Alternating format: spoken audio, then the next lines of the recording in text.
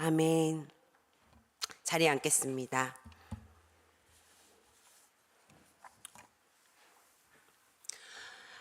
오늘 이 설교의 제목을 제가 해방이라고 한번 붙여봤습니다.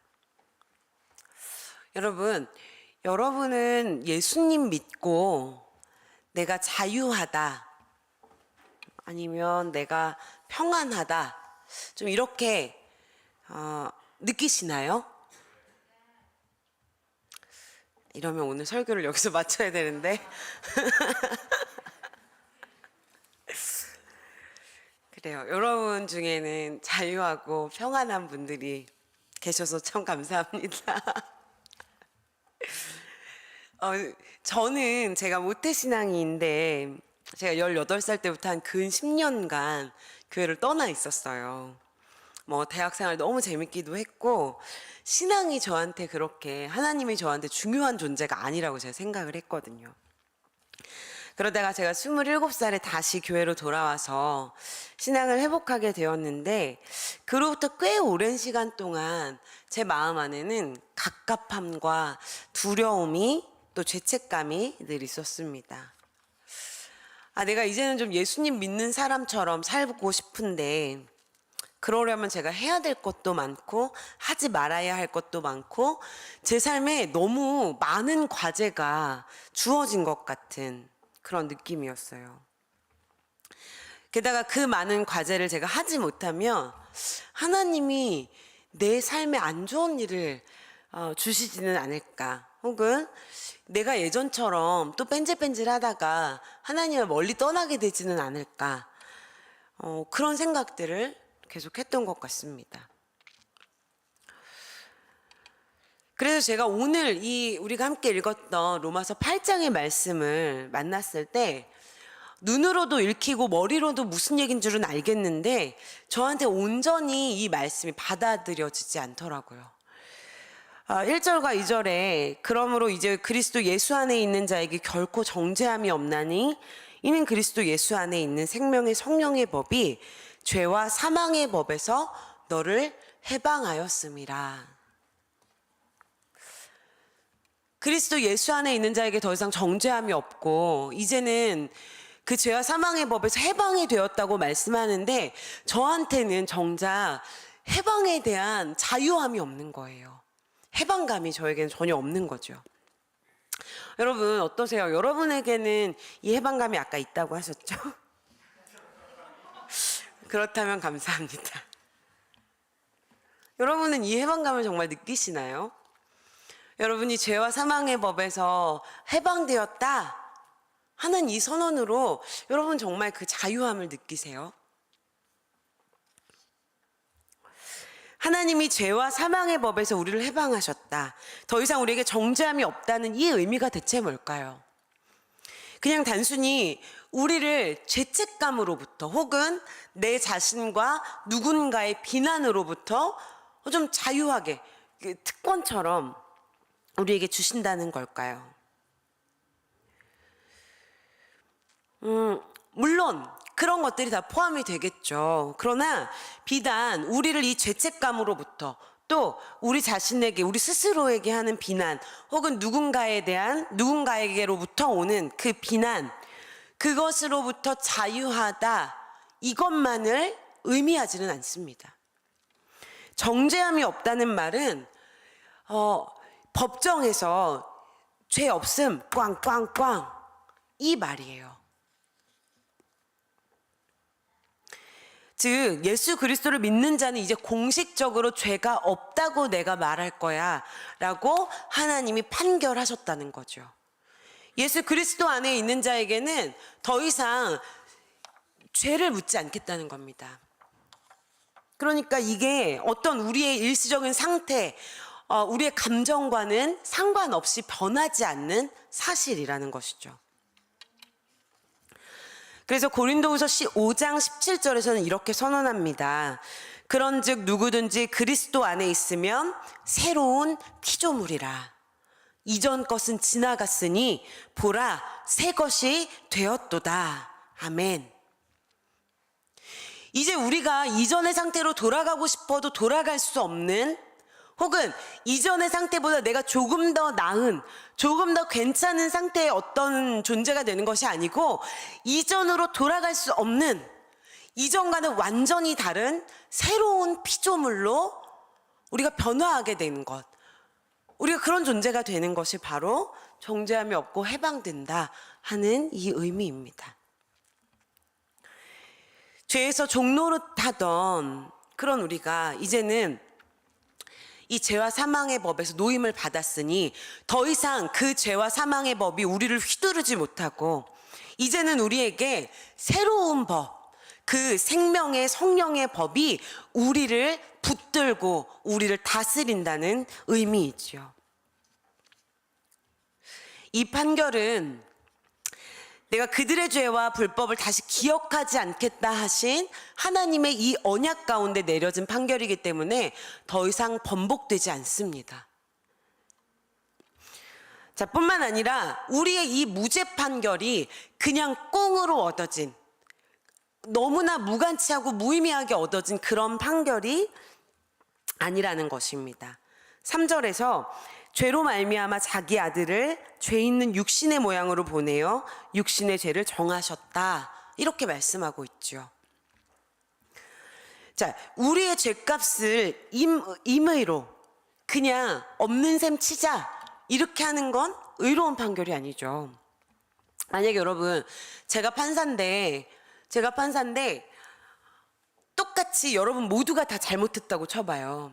여러분 모두가 다 죄를 지었는데 제가 우리 윤서는 예뻐하니까 넌 나가, 넌 무죄야 하고 여러분을 다 유죄 처리한다면 여러분, 제가 의로운 판사일까요? 아니죠.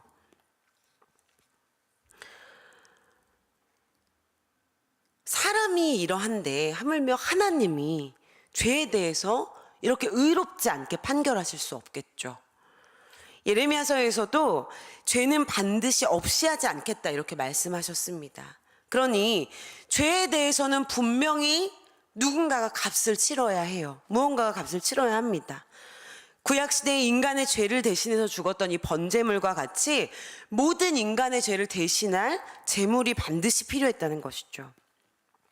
자, 그 제물로 바로 하나님의 아들이신 예수 그리스도를 보내셨다, 이렇게 지금 성경은 말씀하고 있습니다. 육신의 죄는 육신으로, 대신 모두가 다 죄인인데 자기도 죄인이라서 우리의 죄를 대속할 자격이 없는 사람이 아니고, 똑같은 육신이지만 우리와는 다른, 죄가 없어서 자신의 죄값이 아닌 우리의 죄값을 대신 지실 수 있는 그 예수 그리스도를 통해서 우리의 죄를 해결하셨다는 것입니다. 자, 하나님이 이 재판으로 우리를 죄와 사망의 법에서 해방하셨고 무죄하다 선언하셨고, 이제는 새로운 법을 따르는 자들로 우리를 부르셨습니다. 이전보다 좀 더 나은 존재, 좀 더 괜찮은 존재가 아니고 완전히 새로운 존재, 완전히 새로운 법을 따라 사는 그런 사람으로 다시 태어나게 하셨다는 것입니다. 그리고 이것은 우리의 자격이나 우리의 의지나 우리의 노력이 아니라 완벽한 하나님의 사랑, 완벽한 하나님의 은혜로 우리에게 주어진 것이죠. 이렇게 그냥 일방적인 은혜, 일방적인 사랑으로 우리가 해방되었다, 이렇게 선언이 되었는데도 불구하고 왜 우리는 그 해방된 자가 누릴 수 있는 자유를, 평안을 누리기가 어려운 걸까요?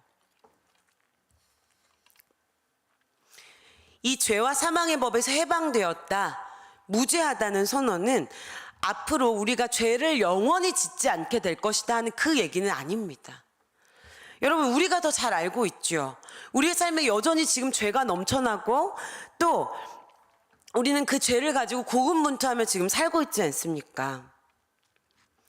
해방되었다고 하는데 정작 지금 내가 체감하는 그 죄에 대한 무게는 결코 가볍지가 않아서 우리가 이 선언과 우리의 삶 가운데에서 혼란과 갈등을 경험하게 된다는 것이죠.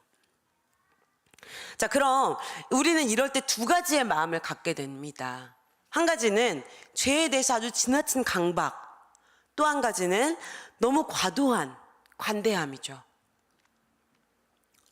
야, 내가 이렇게 살아서 되나? 내가 죄 지으면 안 되는데 나 이러다 진짜 큰일 나는 거 아니야?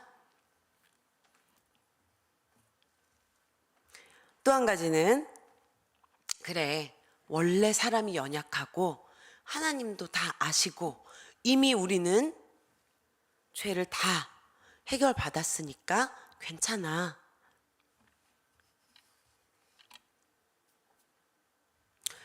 이 두 가지의 건강하지 않은 마음 때문에 여러분 참 많은 그리스도인들이 본인도 상처를 받고 누군가에게 상처를 주고 세상에도 상처를 주고 있죠.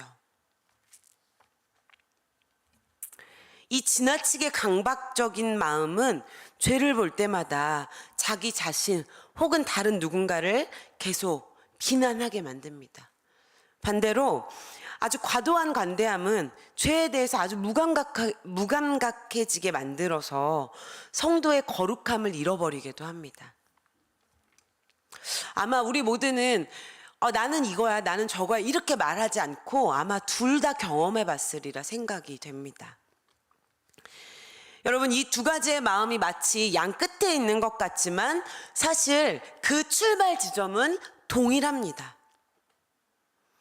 이 두 마음 다 자기 중심성이라는 그 한 지점에서 출발하고 있죠. 내가 잘했고 내가 못했고 내가 용납했고 내가 정죄하고 자신의 생각과 기준과 자신의 의지로부터 출발하게 됩니다. 여러분, 그러나 성경은 우리 스스로가 하나님의 말씀을 지켜 사는 것이 불가능한 일이라 말씀하고 있습니다. 3절에서 말씀하고 있죠. 율법이 육신으로 말미암아 연약하여 할 수 없는 그것을 하나님이 하시나니. 율법 자체가 나쁜 것이 아니고 그것을 반드시 지켜야 하는 것도 맞지만 죄의 방향으로 자꾸만 끌려가게 되는 이 인간의 죄된 본성 때문에 결국 이것이 실패하게 된다는 것입니다. 자, 그렇다면 어차피 실패할 일이고 우리 스스로 할 수도 없으니 그러면 하지 않아도 된다고 성경에 말씀하고 있나요? 그렇지 않죠. 4절에 육신을 따르지 않고 그 영을 따라 행하는 우리에게 율법의 요구가 이루어지게 하려 하심이라. 이렇게 말씀하고 있습니다. 그러니까 우리가 불가능하니까 너네는 안 해도 돼 이렇게 말씀하시는 게 아니고 너네가 못하는 거를 내가 하겠다고 하나님이 말씀하고 계시다는 것입니다. 어떻게 해요? 그 아들을 통해서 그리고 성령님의 인도하심을 통해서 그 일들을 이루어 가시겠다는 겁니다. 자, 그렇다면 육신을 따를 때에는 실패하고 성령을 따를 때 이 율법의 요구를 우리가 이룰 수 있다 이렇게 말씀하고 있는데 육신을 따른다는 것과 영을 따른다는 것이 과연 무엇일까? 어떤 의미일까? 한번 살펴보려고 합니다. 우리 5절과 6절 말씀을 좀 같이 읽어볼까요? 5절과 6절 말씀. 자, 함께 읽겠습니다. 시작. 육신을 따르는 자는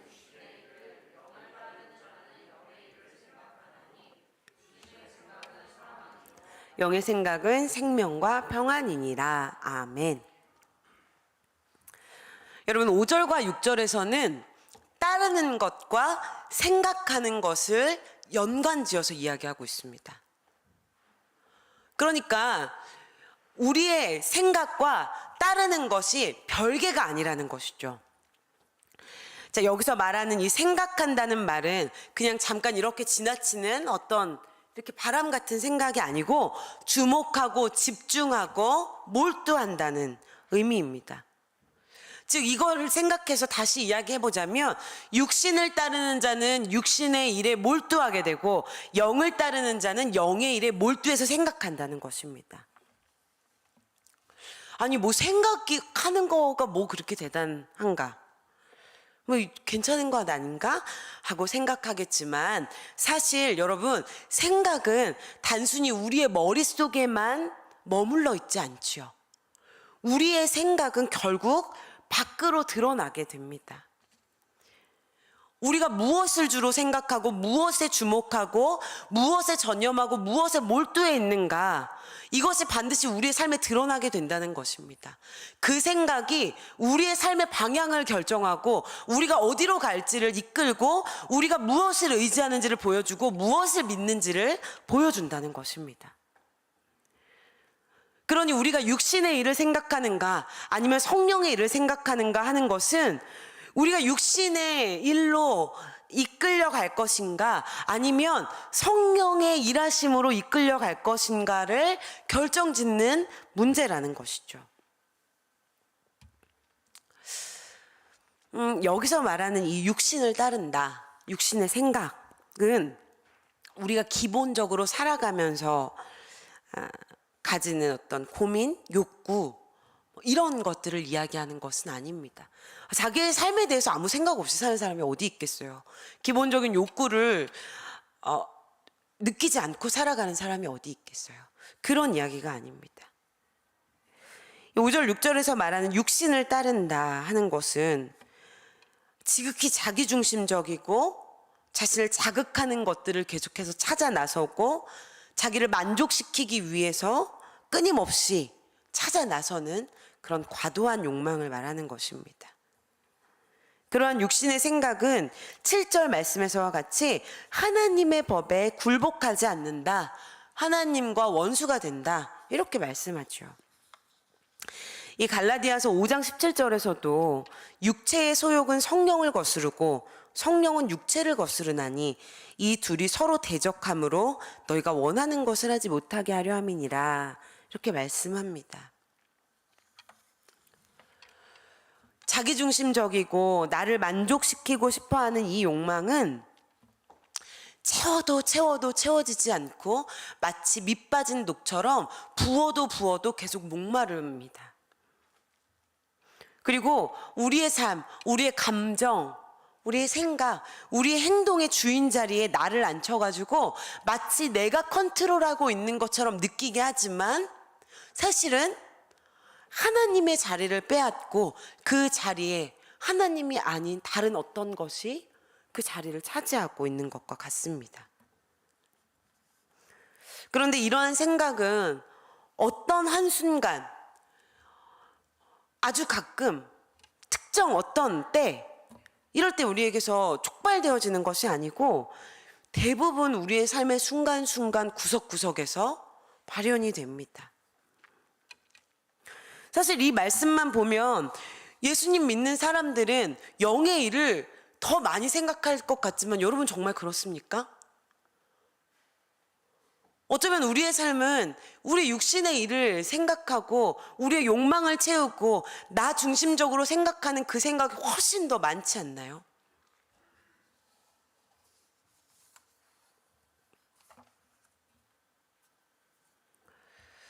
그런데 이러한 자기중심적이고 자기 만족적인 이 육신의 일을 생각하는 것, 이것이 참 우리의 신앙생활에서도 드러나게 됩니다.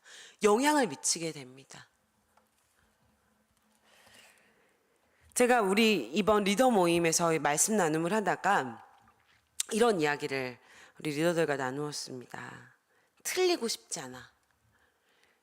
이게 무슨 얘기인지 오늘 말씀 나눔 팀을 하시면 여러분이 이래서 그 얘기를 했구나, 이런 생각을 하실 텐데, 여러분 제 안에 그런 마음이 끊임없이 있습니다. 제가 이번 말씀 나눔 그 공부를 하면서 저도 이번에 발견한 마음인데, 틀리고 싶지 않다는 마음. 제가 사역을 하고 신앙생활을 하면서 이 말을 얼마나 자주 외치고 있는지 저 이번에 발견했습니다. 제가 여러분과 이 청년부 사역을 계속하고 또 말씀을 준비하고 여러 사역들을 계획하고 준비하면서 제 안에 끊임없이 이거 실수하면 안 돼, 틀리면 안 돼, 이렇게 하면 안 돼. 여러분은 극강 피인 저를 보면서 야 저렇게 어떻게 막 하나 싶겠지만, 여러분이 모르는 것이 있다면 제가 여러분을 만나러 나갈 때 끊임없이 머릿속으로 시뮬레이션을 하면서 여러분과 오늘 만나면 어떤 이야기를 하고, 이 사람이 이렇게 질문하면 내가 뭐라고 대답해야지, 말이 끊겼을 땐 이렇게 질문해야지, 그런 생각을 얼마나 많이 하는지 모릅니다.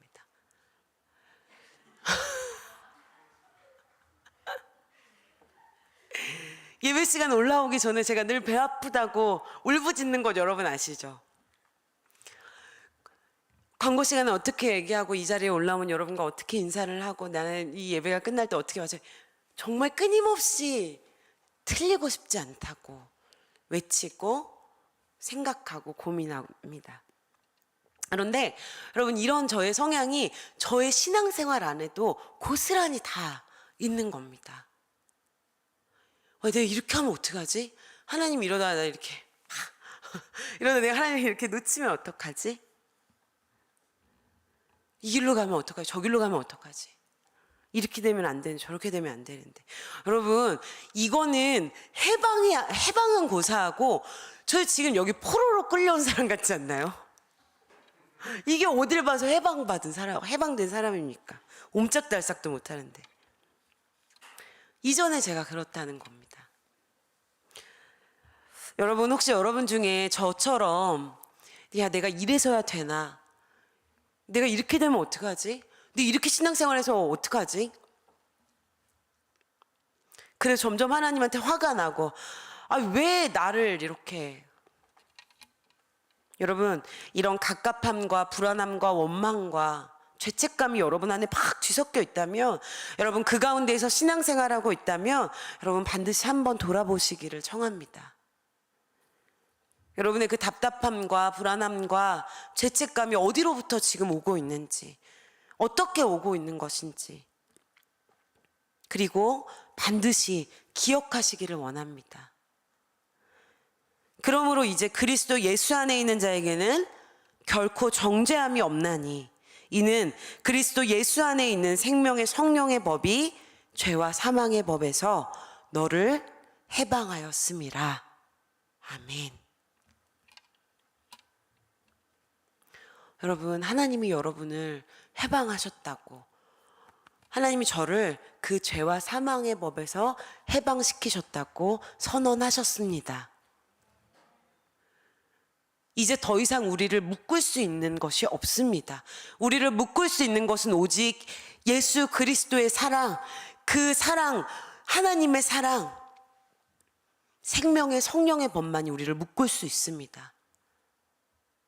자꾸만 다시 그 죄의 끈을 어디서든 구해 와가지고 나를 칭칭칭칭 갖고 나를 막 옥죄인 다음에 제가 끊어볼게요. 제가 열심히 해볼게요. 틀리지 않아 볼게요.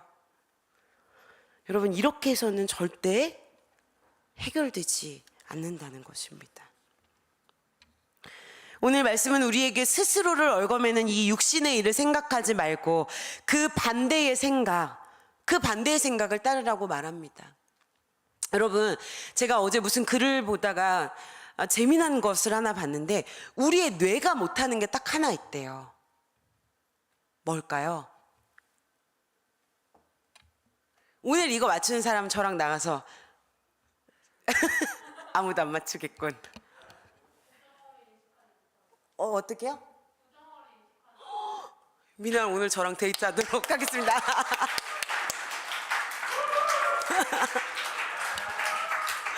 약간 지금 다 밀었다고 좋아하는 것 같은데. 맞아요.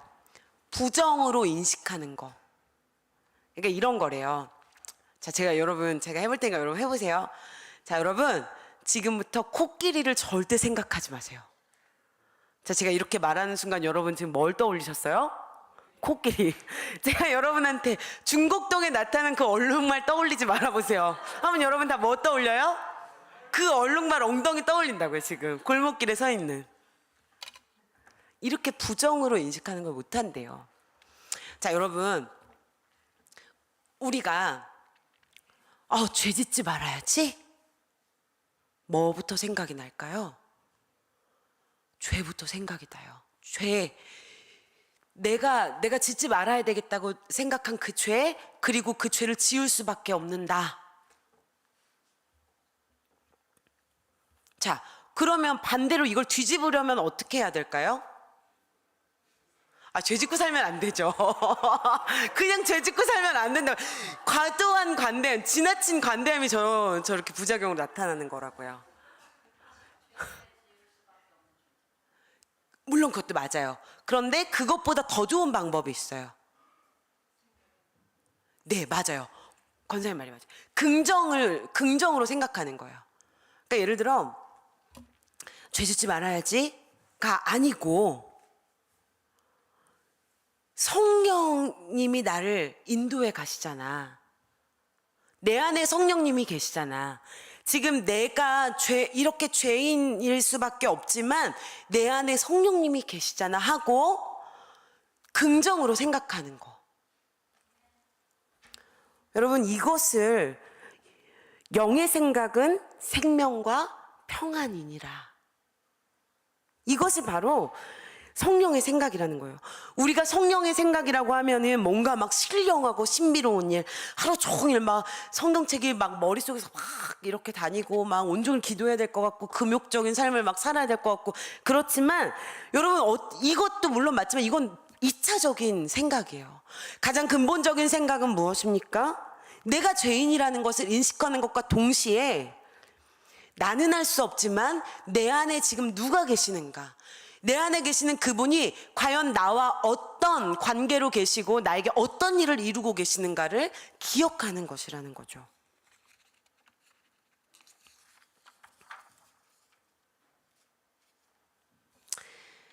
나를 스스로 얽어매면서 만족과 자극의 그런 욕망이 채워지도록 내 자신을 그 육신의 생각에 막 내어주고 싶을 때, 여러분, 우리는 마음을 돌이켜서 그럴 때마다 죄 짓지 말아야지 해서 죄를 계속해서 묵상하고 떠올리는 것이 아니고, 그런 생각이 들 때마다 그렇지, 나는 내 힘으로 할 수 없는 존재지.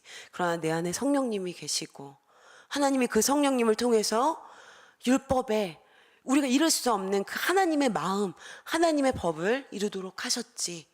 성령님이 인도하시면 내가 조금 따라가 볼 수 있지.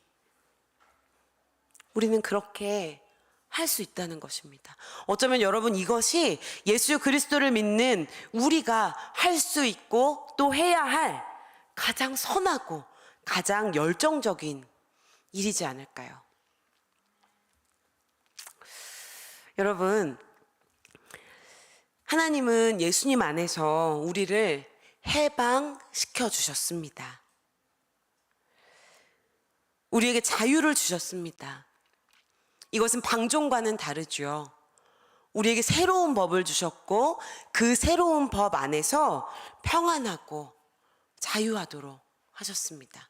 무법자가 아니라 새 법을 가진 새로운 존재, 새로운 피조물로 우리를 부르셨다는 것입니다. 그런데 이것은 그냥 우리의 존재, 그러니까 우리의 신분만 변한 것이 아니고, 이제는 우리가 더 이상 욕망을 채워가며 나를 만족시키는 삶을 위해서 허덕이지 않아도 되는 존재가 되었다는 것을 의미합니다. 마치 밑 빠진 독과 같이 계속해서 부어도 끝이 없는 자기 중심성과 자기 만족적인 삶에서 우리를 해방시키셨다는 것을 의미합니다. 채우면 채울수록 비워지고 부으면 부을수록 갈급해지는 그런 육신의 욕망이 아니고, 이제는 우리가 채우지 않고 우리가 들이붓지 않아도 이미 충만하게 하시는 그 성령님으로 인해서 우리는 평안과 자유를 경험할 수 있는 완전한 새로운 피조물이 되었다는 것입니다. 우리를 죄와 사망의 법에서 해방시키시고 생명의 성령의 법으로 자유하게 하신 그 하나님이 주신 자유와 평안이 오늘 저와 여러분의 삶 가운데